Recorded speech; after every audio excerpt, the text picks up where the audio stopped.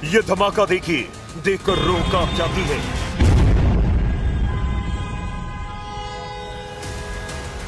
क्योंकि कुछ पल की शांति के बाद अचानक धमाका हुआ।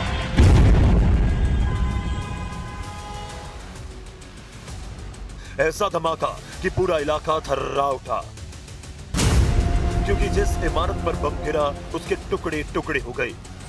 और ये सब हुआ JDAM यानी कि जॉइंट डायरेक्ट अटैक म्यूनिशन की वजह से, जो इतना खतरनाक बम है जो एक साधारण बम को भी घातक बम में बदल देता है।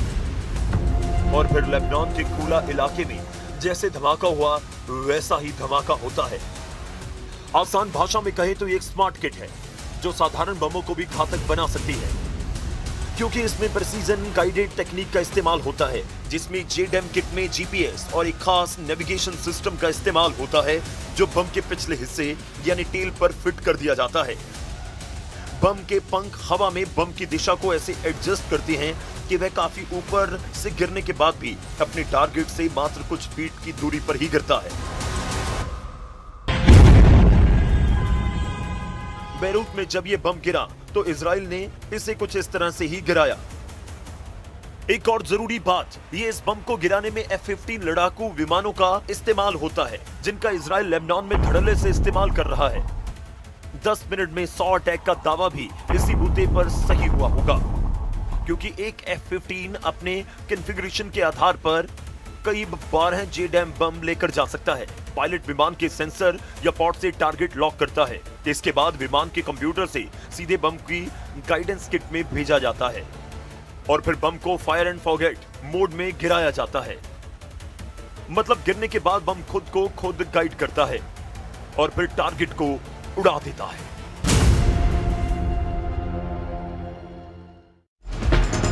हम इसके ऊपर बात करेंगे JDAM एग्जैक्टली किस तरह से काम करता है मेजर गौरव आर्य से और भी समझने की कोशिश करेंगे। लेकिन कुछ तथ्य, मेजर गौरव आर्य अगर आप भी साइड आ जाएं तो कुछ तथ्य मैं आपके सामने रखूंगा जिसके ऊपर बात करेंगे और तथ्य हमारे पास स्क्रीन के ऊपर आएंगे। JDAM बम का इस्तेमाल कैसे किया जा रहा है उसके ऊपर बात हो रही है। मेजर गौरव आर्य, देखिए जैसा बताया गया है ये प्रिसीजन गाइडेड है, GPS इनेबल्ड है और पीछे इसके फिन्स हैं जो इसको स्टेबलाइज करते हैं, गाइड करते हैं और टेल पर फिट होता है GPS, यानी कि GPS इसके पीछे है, ये छोड़ा जाता है और F-15 के थ्रू इसको फायर किया गया है।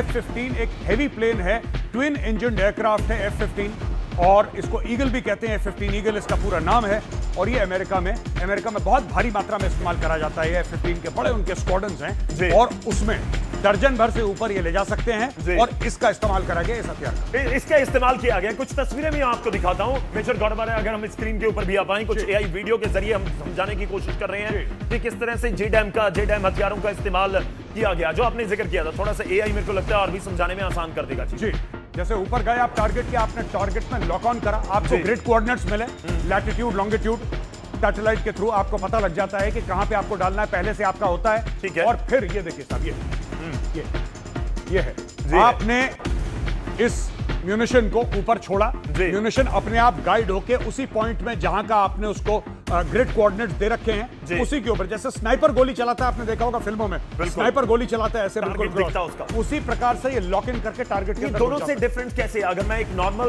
बम का जिक्र करूं और इसमें जब आप ये किट ऐड कर देते हैं तो दोनों में डिफरेंस किस तरह से आता है? एक्यूरेसी, जब आप GPS ऐड कर देते हैं तो एक्यूरेसी होता है, फिर सैटेलाइट से गाइड हो जाता है वो, फिर वो बहुत क्लोज, क्योंकि देखिए बिल्कुल टारगेट के ऊपर जाके नहीं छोड़ते इसको। ठीक है, आप बिल्कुल टारगेट के ऊपर जाएंगे, हो सकता है टारगेट प्रोटेक्टेड हो सकता है वहां पे एयर डिफेंस हो, तो आप दूर जाके छोड़ते हैं। तो ये जो म्यूनिशन है इसमें ये कैपेबिलिटी होनी चाहिए JDAM में कि उड़ के कई किलोमीटर जाए और फिर टारगेट पे जाके लगे, क्योंकि आपको एयरक्राफ्ट की सेफ्टी भी देखनी। तो ये एयर डिफेंस सिस्टम इसको भेद पाने में इसके लिए आसानी होती है, उसको पकड़ना मुश्किल हो जाता है एयर डिफेंस सिस्टम। एयरक्राफ्ट आपका सेफ रहेगा, एयरक्राफ्ट आपका सेफ रहेगा। एयरक्राफ्ट दूर से आया और दूर से आके छोड़ दिया और उसके बाद ये गया अपने आप ग्लाइड करके सीधा का सीधा टारगेट के अंदर घुसता है, उसको बर्बाद कर। चलिए इसके बीच हम बात करेंगे, हमारे दर्शक भी लगातार हमारे साथ जुड़ रहे हैं, उनकी भी मैं बात करूंगा। कुछ हमारे पास YouTube से बहुत सारे मैसेजेस आने शुरू हो चुके हैं, उनमें से कुछ मैं लेने की कोशिश करता हूं। मेरे फोन में इस समय मैं देख पा रहा हूं कि बहुत सारे मैसेज मेरे पास हैं, लेकिन मैं एक मैसेज ले रहा हूं। हमारे साथ हैं संदीप सिंह बोरा, संदीप सिंह उनका ये YouTube हैंडल है और ये ग्राफिक के साथ साथ मैं जिक्र कर रहा हूं। वो पूछना चाह रहे हैं मेजर गौरव आर्या, वो पूछना चाह रहे हैं गौरव सर भारत का अब क्या स्टैंड होना चाहिए इस स्थिति को देखते हुए? देखिए साहब, पहली बात तो आपके सवाल के लिए बहुत बहुत धन्यवाद। भारत का स्टैंड जो है वही होना चाहिए जी। ये ऐसी चीज है कि जिसने स्टैंड लिया, जो घुसा इसके अंदर, आपने देखा पाकिस्तान का क्या हशर हुआ। कई लोग भारत में ये कह रहे थे, अरे भारत तो छूट गया पीछे, पाकिस्तान आगे निकल गया, पाकिस्तान ने डिप्लोमेटिक सॉल्यूशन निकाल लिया है, पाकिस्तान तो अब। भारत में भी ऐसी आवाजें आ रही थी, लेकिन अगर आप पिछले 24 घंटे की कार्रवाइयां देखेंगे आपको पता लगेगा कि पाकिस्तान की बेवकूफी थी, पाकिस्तान को बीच में पड़ना नहीं चाहिए था। और अब धीरे धीरे, चाहे वो ड्राफ्ट वाला ट्वीट हो, चाहे फिर हिजबुल्लाह के ऊपर अटैक हो लेबनान में, हर एक चीज ऐसी 4-5 चीजें हुई हैं जो मैं आपको बता सकता हूं, जिससे यह पता लगा कि पाकिस्तान पूरी तरीके से इस्तेमाल हुआ, खुशी खुशी इस्तेमाल हुआ, ईरान को धोखा दिया। जो इस चीज में पड़ेगा, वो अपने दुश्मन बनाएगा। भारत की जो पॉलिसी है सबसे अच्छी है, चुपचाप रहो, शांति की बात करो और ये कोशिश करो कि लड़ाई खत्म हो जाए। ये पाकिस्तान की तरह बीच में चौधरी बनने की कोशिश मत करो, उल्टे मुंह की खानी पड़ेगी।